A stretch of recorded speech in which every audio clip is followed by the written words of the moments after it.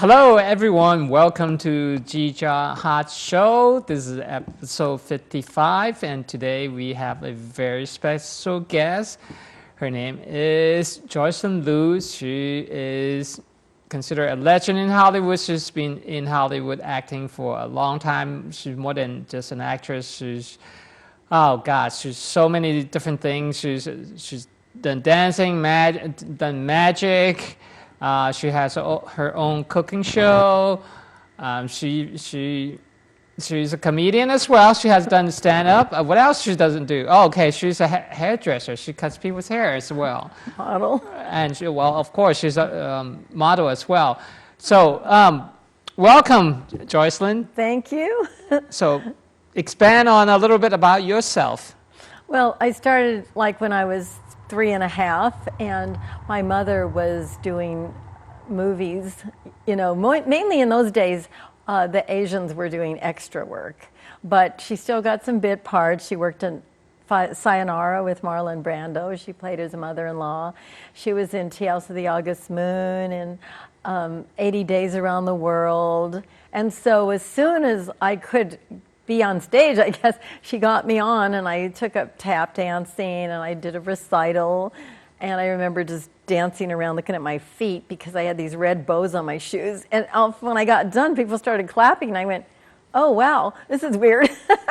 And so then she got me into acting. I didn't really want to do it at first, and she got kind of upset because they wanted me to chase this little boy who was the star, and I didn't want to chase a boy, so I wouldn't do it. And so they put me in the sandbox, and she goes, they picked you, you didn't do it. And so I thought, I'm going to make it up to her. So the next time I had an audition, I said, I'm going to just get a part, make her happy, and then that's how it started. And then after I did a part, and then everybody was giving me ice cream and everything, I go, hey, this isn't bad. So then I decided, okay, I could do this. And actually, I started kicking in and realizing that I could act. I could feel, the lines, and I just got into it. And then I liked it, because at first I didn't really want to do it, but then, that's why. Okay, so wasn't there's a period you were not in acting? You were educator, or at one point? Oh, after I. Well, because from an Asian family, they want you to have an education, and they didn't want me to be a designer. I really wanted to do fashion, and I wanted to go to a trade school, but my aunt is very strict. She goes, you have to go to college. You cannot go to junior college. You have to go to a university, because that's the thing, the Asian family thing. So I did. I went to UCLA. First I went to UC Santa Barbara, then I went to UCLA. Then I went to get a master's at UCLA also, grad school, and then I got a master's at Pepperdine. I'm sorry, I got a teaching credential at UCLA, and then I got a master's at Pepperdine. So to make them happy, I was acting on the side, and I was teaching school in the daytime, and I was doing like so many things, just like I am now, because I think that I have a lot of energy. That's why. You do.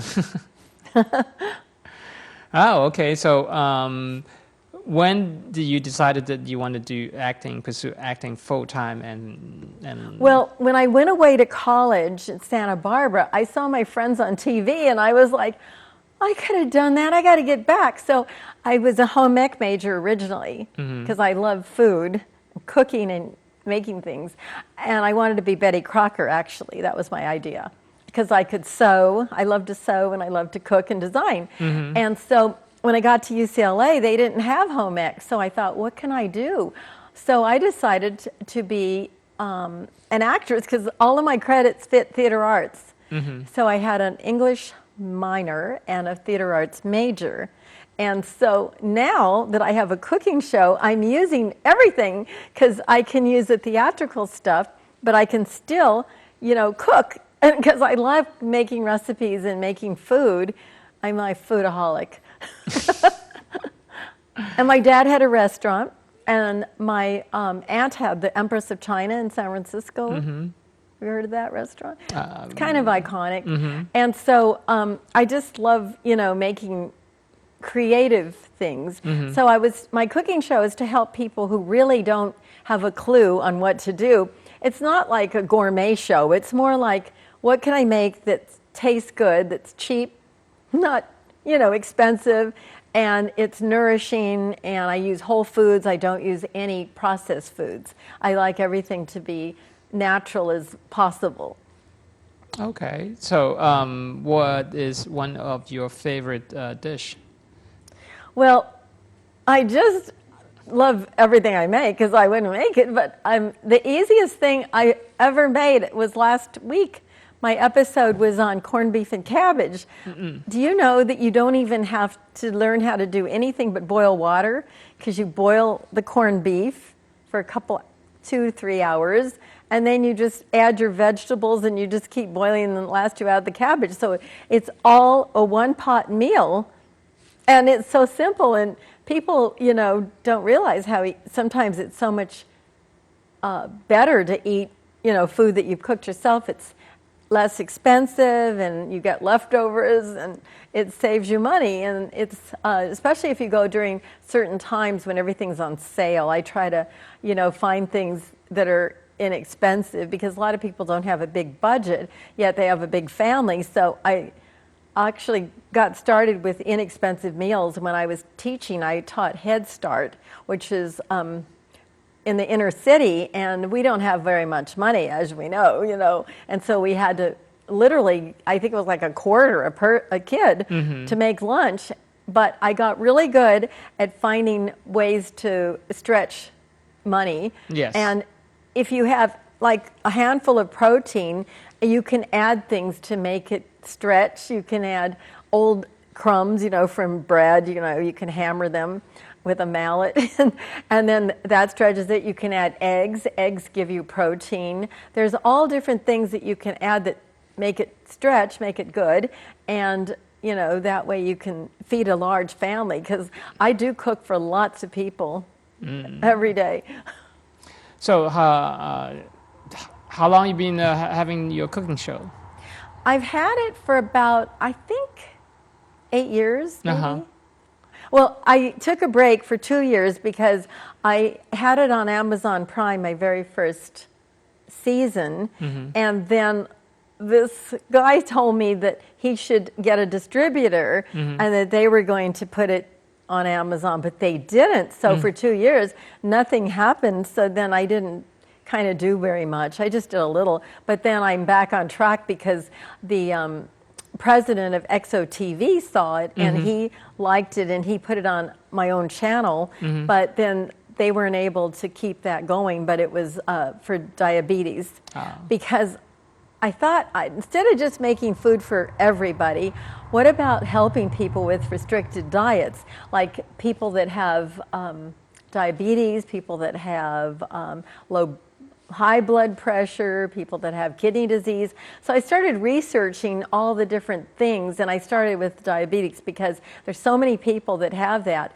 I find that if you make something that has more fat and protein, then you can eat some sugar and it won't spike your blood sugar. So that's important. I think a lot of times it's the time that you eat and how you combine what you eat, and that is how you have to kind of put that in your ingredients. So that's why I was doing that. Very interesting. We have a clip for her cooking show. Can we show that? You have some interesting guests. Oh, I have a lot of weird guests. I keep having them. Give me one name that's a couple of names that's. Well, I had Kathy Garver from Family Affair. I had Andy Dick. I had Mel Novak from Game of Death. I had Richard, is that his name? Richard Pryor? No, that's not his name. Richard Tyson, I think. Richard. I think that's his name, yeah. He was in Kindergarten Cop. And I have also some other entertainers that are on my show, like, Count Smokula, Dark Mark, different kind of people from different venues, because some are comedians, because I know them, and some are martial artists too. I had Lady Lelaine. So I like to mix it up and bring in different kinds of people, because I think it makes it more interesting. There you go. Nutrition for your money. Surprise guests are a recipe for fun. I see him now. Oh, it's Michael Montgomery for the Green Bay Packers. Michael Montgomery, 96, Texas A&M University. Real football. I got a solution. Let me Wow, it matches my outfit too. That's awesome. Hey, Packers, we always find a solution. Thank you. There, now. Let's go. Mac and cheese. It's my favorite, like I'm going back home to Texas. Let's go over the ingredients. I put them right here. Milk. We've got butter, margarine. We've got flour. My name is May East. And so I thought I'd bring someone in from the rough side of town to show you how it's done. The North Side Kid. The North Side Kid? Oh, Yeah. So you came to see my cooking, I hear. Well, yeah, but I came to see you too. Oh, well, Looking good. it's better to be looked over than overlooked. I have a very special guest here for the holidays. This is Kathy Garver from Family Affair. Here he is, Andy Dick. Nice to meet you. Nice to have you on the show. Today I have celebrity actress and blogger Vida Ghaffari. She's got a blog. Guest, William the Wizard. Whoa! How did I get here?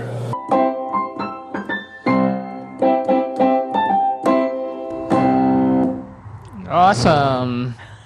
That was the beginning.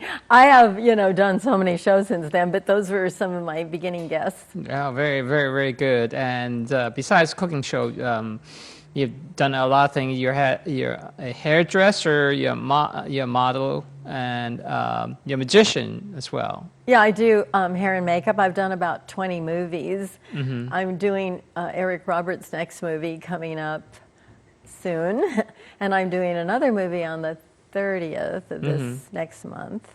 And then I've been doing privately, like actresses, sometimes they come to me if they don't like the makeup artist or they don't have a makeup artist. Before they go on the set, they'll come to my house and I'll get them ready. And I have actors that call me and they're like doing a commercial and they need to look clean cut.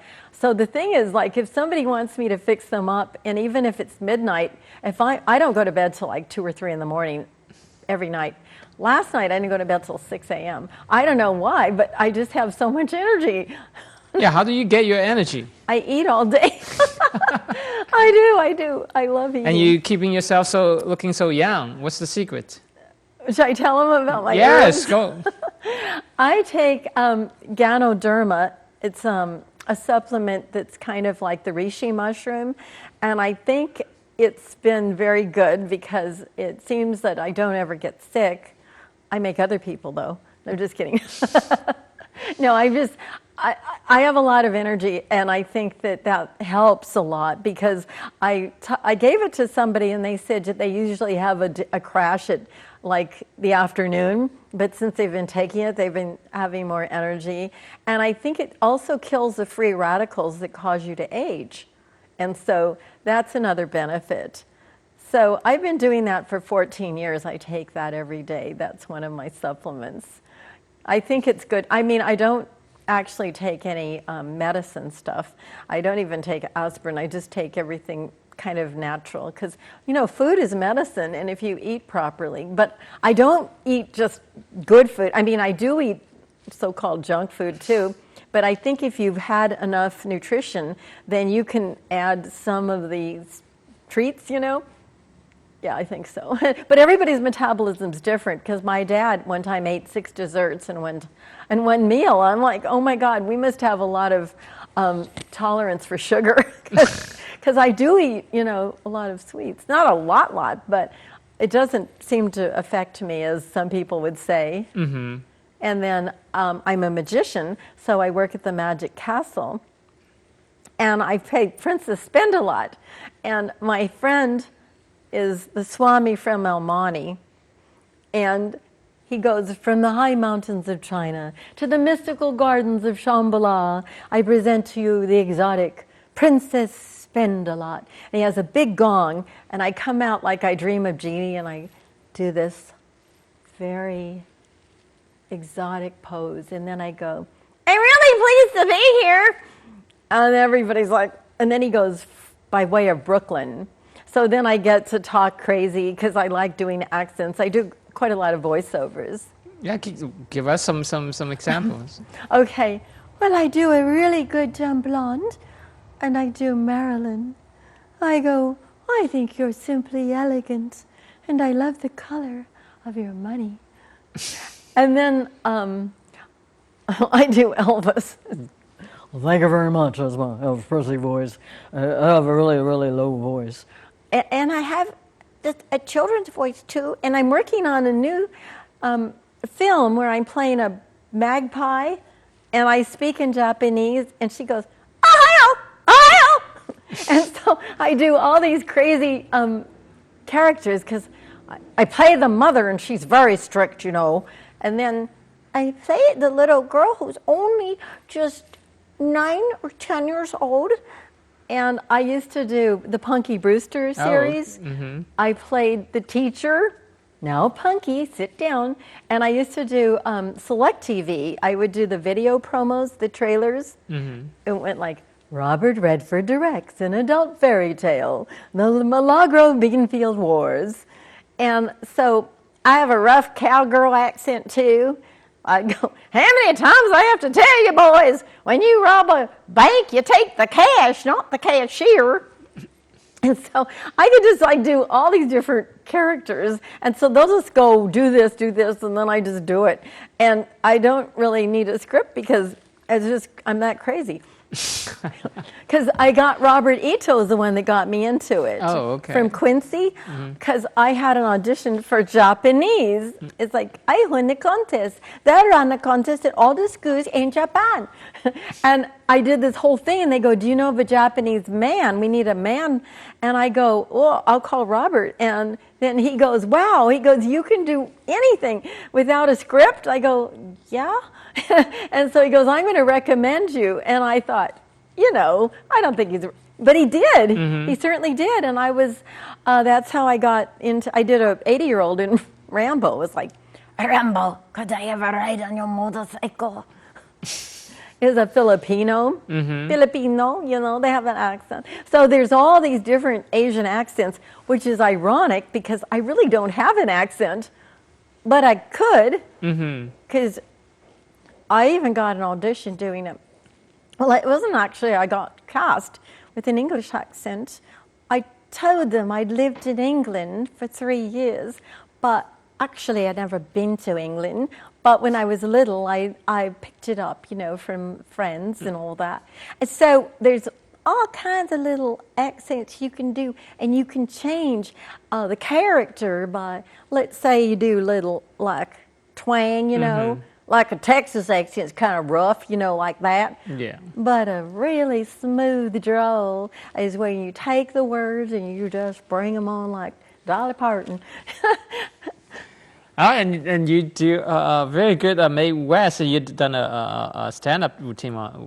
Yeah, it's I call her Mae East.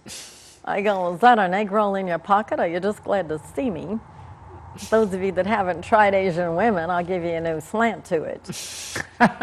Haven't had many complaints. In fact, most of my men are hungry for more. An hour later. And so yesterday somebody said, did you write that? I go, yeah, I just write everything, because it's like, I don't know, I just like making people laugh. It's my favorite thing, is to do comedy. Although, you know, I've done so many dramatic things where I had to cry and all that. It's very wearing, because when I get into the scene, I kind of believe it's happening, and then I start sobbing, and it hurts. You know how your chest hurts, or your ribs, and you know. So like when I did that Kung Fu episode, I was crying for like 13 days. Oh my God, I was like, everything happened to me. I was pregnant. My lover died. My dad was going to die. Everybody was dying. It's like, So you're talking about the Kung Fu, original Kung Fu series? Yeah, yeah. Wow, okay.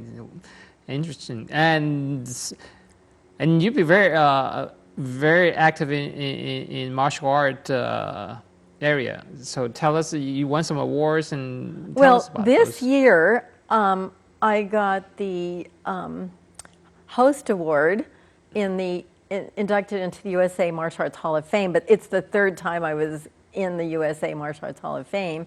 I also did, the Jackie Chan movie, The Big Brawl, and that was a comedy. And he's funny too, that's his thing. And I didn't really know who he was. And they said, could you speak Chinese? And I said, yeah. So the only thing I could speak in Chinese is saying I don't speak Chinese in Chinese. So I said to him, and they go, do you understand her? And he goes, oh yes, oh yes. So he didn't really tell them that I didn't really speak Chinese.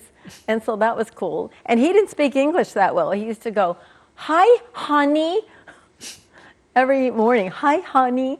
And so it was good because I didn't know who he was. And then I saw later on, he's really super amazing, famous, But I think it's good sometimes if you don't realize how. So you're not kind of intimidated, because you don't know what they've done. And then afterwards, you're like, oh my goodness. Like afterwards, I meet some people, or I see, and I don't realize, what they've done, because there's so many actresses and actors, it's kind of hard to, and now with the, internet and all those shows, it's just a lot of things.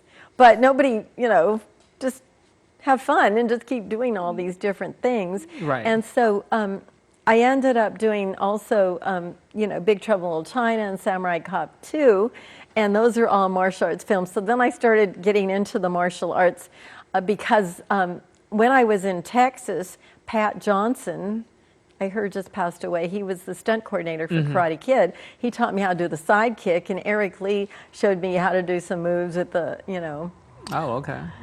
Northern Shaolin Kung Fu. But what happened is, I'm a hand model, and I went like this, and I broke a blood vessel. So that wasn't good. So I was like, I don't know if I should do this. Oh, you've I'd been a rather model. stick to kicking and clawing. Uh-huh. So I'd rather do tiger claw than I see. punching. But, Eric has a really strong accent, and he invited me to a cake and punch party. And I said, that sounds great. So we get there, and his accent was so strong, it was a kick and punch party. I was like, oh, he didn't mean cake and punch. He said, kick and punch. So I was like, where's the cake? And then I do a calendar every year. Oh, okay. This is some of the things. Every month, I do a different theme per month. Hold it up. So this is Easter. So I've got, and it's also long. I make an extra month. Instead of ending in December, it ends in January. So that way, people get a little bonus. And she has a modeling reel. Let's see that. Oh. Oh. I thought you did. No, we played the cooking. Oh, okay. You probably don't recognize me, but I'm a hand model. Body double Joycelyne Lew is known for her dainty fingers and toes. Besides posing for numerous ads, she replaced Sarah Jessica Parker's hands in the movie Ed Wood. I did the Pillsbury Doughboy, too. Oh, wow. I punched him in the tummy. I like to say I gave the Pillsbury Doughboy the finger. And how many movie credits do you have? 122. And then you have, 10 movie coming out this year? Yes, I just did one called Bolero and Fallout for Greg Hatanaka, and he's got a murder mystery coming up, and the best thing he's going to do is an Asian film, which is, because now he said it's more mainstream because they're using more Asians. Remember before it's more limited? Yeah. So I think that's going to be a wonderful thing. Okay. So Joycelyne is going to be in 10 different movies this year. Watch out for her, especially Fallout. And what else? Bolero. And I just did Amityville Emmanuel, Amityville Uprising, and now there's another one called Amityville Area 51. Oh, wow. So it's like a trilogy. And then where can we find you online? Go to joycelyne.com, or go to Cooking In with Joycelyne and subscribe to my cooking show. Awesome. So there you have it. We have Joycelyne on this episode, and we're happy to have her and tell us about her life story in Hollywood. And well, I hope you enjoyed this episode. We'll see you on the next one. Bye.